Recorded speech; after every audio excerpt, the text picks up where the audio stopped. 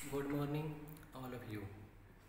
आज हम BA तृतीय वर्ष की पुस्तक इतिहास के अंतर्गत जो हमारा फर्स्ट पेपर है BA फाइनल का हिस्ट्री का, वो रहेगा हमारा आधुनिक भारत का इतिहास, जिसमें कि 1740 से लेकर 1950 तक की घटनाओं का वर्णन किया गया है। तो आज का जो हमारा फर्स्ट टॉपिक है वो है बंगाल में ब्रिटिश शासन की स्थापना के चरण।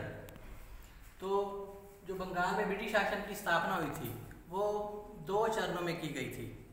फर्स्ट है प्लासी का युद्ध जो 1757 में लड़ा गया था।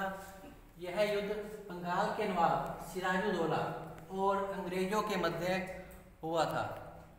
इस युद्ध में अंग्रेज विजयी रहे थे और सिराजुद्दौला लड़ता हुआ पराजित हुआ था और मारा गया था।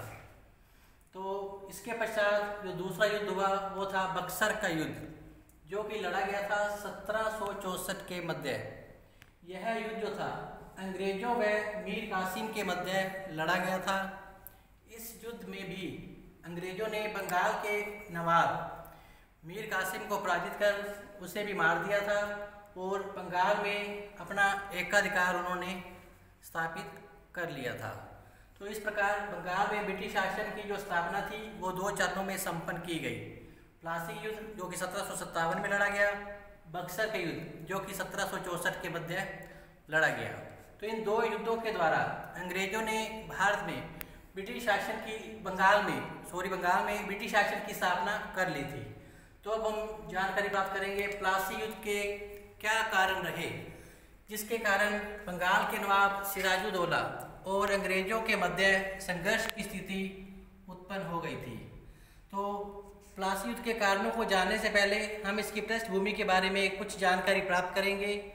तो जैसे कि 18वीं शताब्दी के मध्य भारत की राजनीतिक दशा काफ़ी उस समय खराब थी।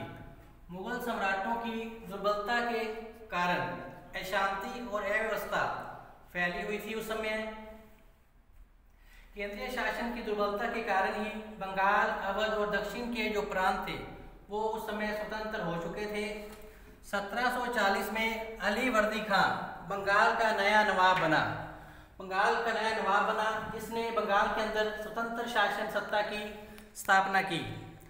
तो इस प्रकार बंगाल का नया नवाब बनने के पश्चात कुछ समय पश्चात अली वर्दी खां की 1756 में उसकी मृत्यु हो गई। तो उसकी मृत्यु के पश्चात अली वर्दी खां का जो होता था जिसका नाम था सिराजुद्दौला, वो बंगाल का नया नवाब बना। जो सिराजुद्दौला था वो एक महत्वाकांक्षी और योग्य शासक था, अतः वो किसी भी तरह का अंग्रेजों का हस्तक्षेप सहन करने को तैयार नहीं था। अतः परिस्थितियाँ कुछ ऐसी बनी कि अंग्रेजों व सिराजुद्दौला के मध्य मनमुटाव की स्थिति उत्पन्न हो गई और 1757 में अंग्रेजों व सिराजुद्दौला के बीच प्लासी के मैदान में एक घमासान युद्ध छिड़ा। इस युद्ध में अंग्रेजों ने सिराजुद्दौला का वध कर दिया और बंगाल पर अधिकार स्थापित कर लिया था।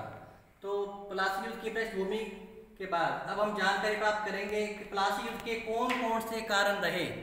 ऐसे कौन से कारण थे जिसके कारण अंग्रेजों व सिराजुद्दौला के मध्य संबंध बिगड़ गए और जिसके परिणाम स्वरूप प्लासी का युद्ध जो कि 1757 में लड़ा गया था।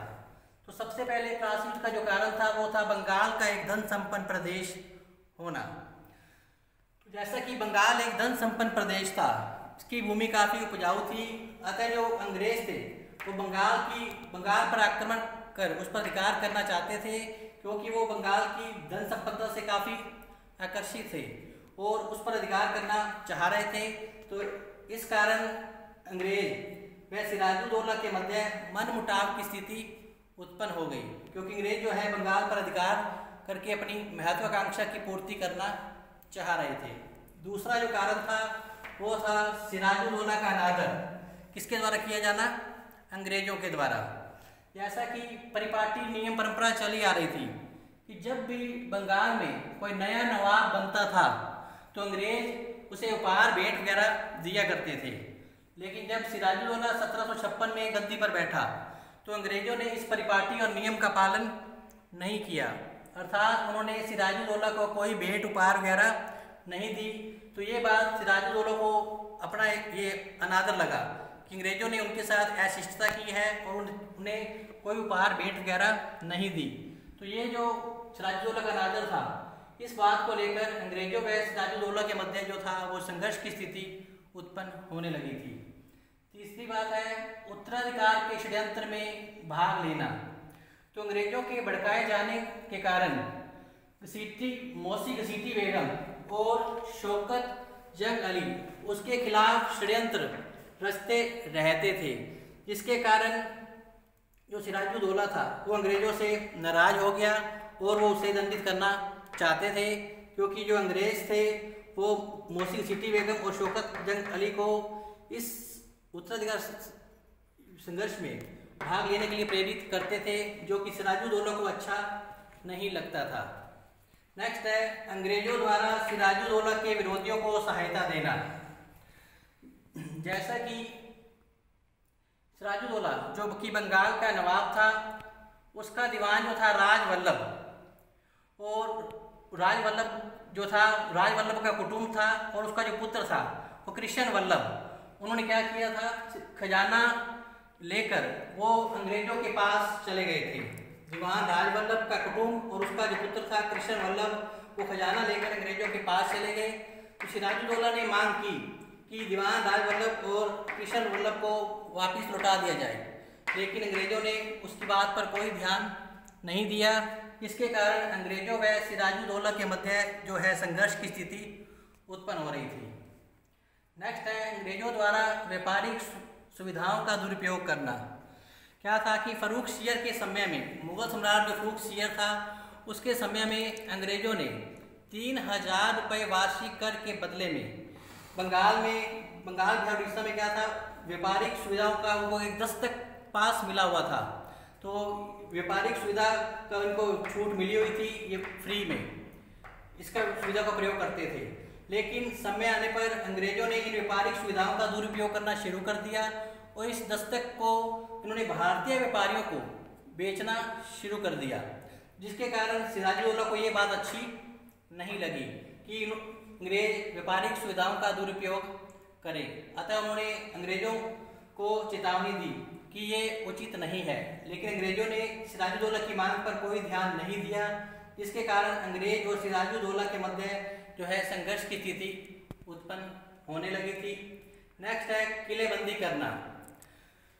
तो इस समय जो अंग्रेज थे वो कलकत्ता में अपनी बस्तियों के अंतर्गत किलेबंदी करना उन्होंने क्या किया था, शुरू कर दिया था, अंग्रेजों ने भी और फ्रांसीसियों ने भी।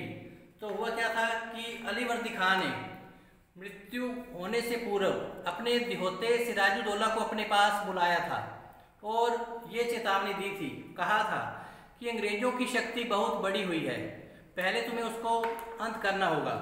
अगर तुमने ऐसा नहीं किया तो अंग्रेज लोग तुम्हें बहुत ज़्यादा कष्ट पहुंचाएंगे।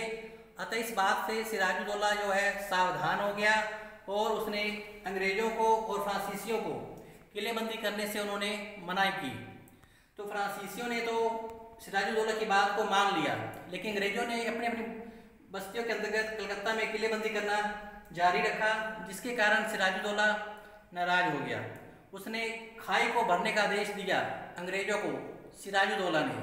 तो इस पर एक अंग्रेज अधिकारी ने उत्तर दिया कि ये खाई भर तो अवश्य दी जाएगी, लेकिन मिट्टी से नहीं बल्कि मुसलमानों के सिरों से। ये बात अच्छी नहीं लगी सिराजुद्दौला को और उसने इस बात को अपना अपमान समझा और उसने अंग्रेजों को दंडित करने का निश्चय कर लिया। तो नेक्स्ट है 7 नंबर अपना है जो पॉइंट, वो है कासिम बाजार तथा कलकत्ता पर सिराजुद्दौला का अधिकार होना। जैसा कि मैंने आपको बताया कि 4 जून 1756 को सिराजुद्दौला की सेना ने क्या किया, अंग्रेजों की कासिम बाजार की कोठी पर अधिकार कर लिया। इसके पश्चात नवाब की सेना ने कलकत्ता पर आक्रमण किया और अंग्रेज गवर्नर जो था वो ड्रैक जान बचाकर भाग निकला और 20 जून 1756 को कलकत्ता पर भी नवाब की सेनाओं का अधिकार हो गया। इस लड़ाई के साथ ही ब्लैक होल की दुर्घटना भी जो है वो शामिल की गई है। कहा जाता है कि 20 जून की रात्रि को नवाब के सैनिकों ने 146 अंग्रेज बंदियों को एक काल कोठरी में बंद किया। तो इस काल कोठरी में बंद किया तो जून मास की भयंकर गर्मी के कारण इसमें 123 अंग्रेज व्यक्ति जो मारे गए थे और केवल 23 व्यक्ति ही उसमें जीवित बचे थे। तो अनेक इतिहासकार इस घटना को ब्लैक होल की घटना के नाम से जानते हैं। इस घटना के कारण अंग्रेजों व सिराजुद्दौला के मध्य जो संबंध थे वो बिगड़ गए थे। नेक्स्ट है कलकत्ता पर अंग्रेजों का पुनः अधिकार स्थापित होना। तो इस प्रकार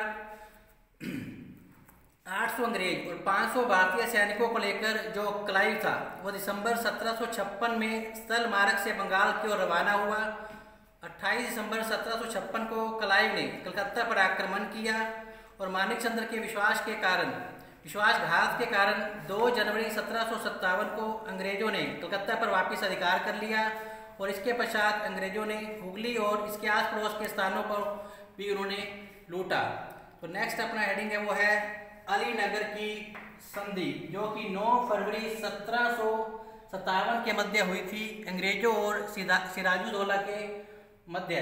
तो इस प्रकार अलीनगर की संधि संपन्न की गई। तो इसके अंतर्गत 1757 को सिराजुद्दौला ने कलकत्ता के निकट पहुंचकर कलकत्ता पर अधिकार करने का प्रयास किया, परंतु वह असफल रहा। अंत में 9 फरवरी 1757 को अंग्रेजों और सिराजुद्दौला के मध्य एक संधि हुई, जिसे इतिहास में अलीनगर की संधि के नाम से जाना जाता है। इस संधि की जो मुख्य शर्तें थी वो थी नंबर 1, अंग्रेज बंगाल, बिहार, उड़ीसा में निःशुल्क व्यापार कर पाएंगे और नंबर 2 है अंग्रेज अपनी इच्छा अनुसार कलकत्ता में किलेबंदी का कार्य कर सकेंगे और 3 नंबर है अंग्रेजों को सिक्के ढालने की अनुमति भी प्रदान की जाए। तो इस प्रकार अंग्रेजों व सिराजुद्दौला के मध्य अलीनगर की जो संधि थी वो संपन्न हो गई।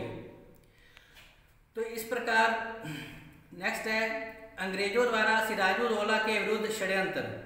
अब अंग्रेज बंगाल पर अधिकार करने के लिए दृढ़ प्रतिज्ञाबद्ध थे, अतः क्लाइव ने सिराजुद्दौला के विरुद्ध षड्यंत्र रचना शुरू कर दिया और उसके मुख्य सेनापति जो था वो था मीर जाफर। उसको लालच देकर उन्होंने अपनी ओर मिला लिया था और वो भी इस षड्यंत्र में शामिल हो गया था। मीर जाफर के अलावा अमीर चंद्र, यार लुत्फ, राय दुर्लभ आदि भी इस षड्यंत्र में शामिल हो गए और 10 जून 1757 को अंग्रेजों और मीर जाफर के बीच एक संधि संपन्न हुई, जिसके अंतर्गत जो शर्तें तय की गई मीर जाफर के साथ वो पहली थी शर्त इसकी कि अंग्रेज सिराजुद्दौला के स्थान पर क्या करेंगे, कंपनी जो है मीर जाफर को बंगाल का नया नवाब बना देगी।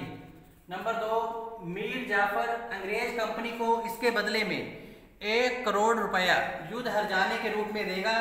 3 नंबर, मीर जाफर ने अंग्रेजों को कलकत्ता एवं कासिम बाजार की किलेबंदी करने की भी अनुमति प्रदान कर देंगे। तो इस प्रकार लालच देकर अंग्रेजों ने मीर जाफर को अपने पक्ष में कर लिया। तो इस प्रकार जो परिस्थितियां थी वो अब युद्ध की ओर बन रही थी और अंग्रेज जो थे वो अब षड्यंत्र युद्ध का बहाना ढूंढना उन्होंने क्या किया, शुरू कर दिया और इस प्रकार अंग्रेजों ने सिराजुद्दौला पर अलीनगर की संधि का आरोप लगाने का निश्चय किया और कहा कि उसने अलीनगर की संधि की शर्तों का पालन उसने नहीं किया है। इससे पहले कि सिराजुद्दौला इस बात का जवाब दे पाता, उससे पूर्व ही अंग्रेजों ने सिराजुद्दौला पर धावा उन्होंने वो था बोल दिया था और इस प्रकार 23 जून 1757 को क्लाइव और सिराजुद्दौला के मध्य युद्ध की स्थिति शुरू हुई। तो क्लाइव के 3000 सैनिकों के साथ उसने नवाब की राजधानी की ओर प्रस्थान किया और सिराजुद्दौला के पास 50,000 सैनिक थे। उसने सामना करने के लिए वो भी अपनी राजधानी से चल पड़ा। वो प्लासी के मैदान में आ डटा और 23 जून 1757 को प्रातः 9 बजे दोनों सेनाओं के मध्य युद्ध आरंभ हुआ। मीर जाफर, यार दुर्लभ अपनी सेनाओं के साथ दर्शकों की भांति तमाशा देखते रहे और अंग्रेजों ने इस बात का फायदा उठाया और सिराजुद्दौला को पराजित करना उन्होंने शुरू कर दिया। इस समय मीर मर्दान और मोहनलाल नामक जो दो विश्वसनीय सैनिक थे, उन्होंने सिराजुद्दौला का साथ देने का वायदा किया, लेकिन जो सिराजुद्दौला था इस समय घबरा गया था, क्योंकि मीर जाफर जो था इस समय अंग्रेजों के साथ जाकर मिल गया था। तो इस प्रकार सिराजुद्दौला को विश्वासघाती सरदारों के कारण इस प्लासी के युद्ध में पराजय का मुंह देखना पड़ा था और अंग्रेजों ने छल कपट से मीर जाफर के सहयोग से उसने क्या किया, प्लासी के युद्ध में विजय प्राप्त की और सिराजुद्दौला का जो अंग्रेजों ने सिर था वो धड़ से अलग कर दिया। और इस प्रकार सिराजुद्दौला ने हालांकि प्लासी युद्ध का जो वीरतापूर्वक मुकाबला किया अंग्रेजों का, लेकिन वो इस संघर्ष में लड़ता हुआ वीर गति को प्राप्त हुआ और अंग्रेजों ने क्या किया, बंगाल पर अपना अधिकार स्थापित कर लिया। तो प्लासी युद्ध के कारण को जानने के पश्चात अब हम प्लासी युद्ध के परिणाम के बारे में जानकारी प्राप्त करेंगे कल। तो इसके साथ ही आप स्वस्थ रहें, घर पर रहें और पढ़ाई करते रहें। धन्यवाद।